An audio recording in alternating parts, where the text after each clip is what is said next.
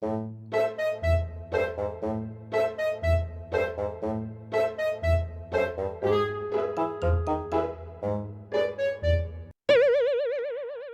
hey, welcome to the channel. You ever suddenly realize you're staring at a wall and you have no idea how long you've been doing that? This week, we're talking about ADHD dissociation, where you emotionally and mentally check out of the present. So let's talk about it.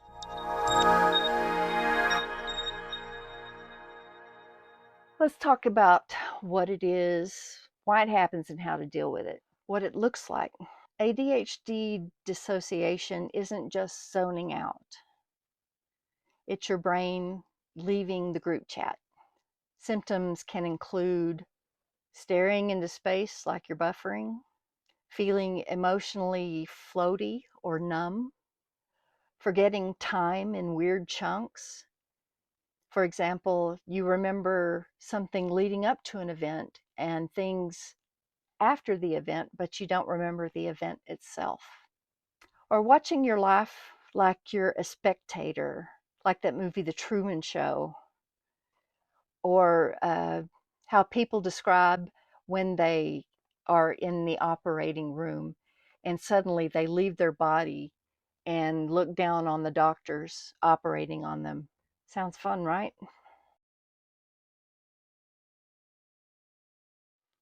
So here's the sciencey bit. Dissociation happens in ADHD because of things like sensory overload. When there's just too much going on for you to focus on anything, so you just go inside your head. Executive dysfunction. Now, if executive functions are high-level cognitive processes that allow us to plan and organize, like break down tasks, set priorities, and manage time effectively. Focus and concentrate, which allow us to sustain our attention, resist distractions, and switch tasks efficiently, which I'm terrible at. Impulse control, you can delay gratification, resist urges, and avoid impulsive actions. Emotional regulation, you can manage your emotions, control your reactions, and respond appropriately to situations. So, emotional dysregulation, you might have trouble managing your temper. You might have task paralysis when you know what to do and how to do it, but you just cannot make yourself start. And trauma. Both trauma and ADHD affect the brain's prefrontal cortex, which controls executive function, coping mechanisms. Can you stop dissociation?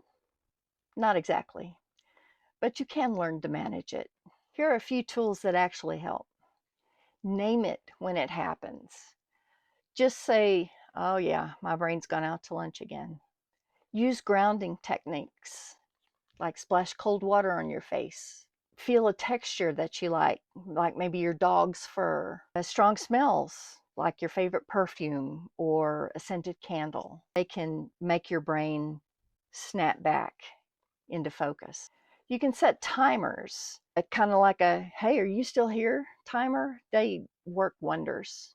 You can break tasks down until they're a lot more manageable to you, such as instead of saying, oh, I've got to clean the kitchen today, just say to yourself, oh, I'm going to wipe down the counters and do that. And then maybe later you can say, I'm going to sweep and mop the floor, and then maybe do that. And, keep breaking the task down. And before you know it, your kitchen's clean. And probably the most important, move your body, stretch, go for a walk, twist your hair. That's my favorite. I do that when I'm driving and I get extraordinary looks from drivers. If ADHD dissociation makes you feel like a ghost in your life, you're not lazy, you're not broken, you're just dissociating. You're running ADHD on hard mode, and sometimes your brain just exits without warning or permission. Thank you so much for watching. If you enjoyed the content, please like and subscribe. Drop your dissociation stories in the comments, especially the weirdest moment when you came back and had to appear like everything was normal. Those are always funny. And hit subscribe for more ADHD and GenX survival content with jokes, science, and zero toxic productivity hacks. I will see you in the next one, unless I zone out.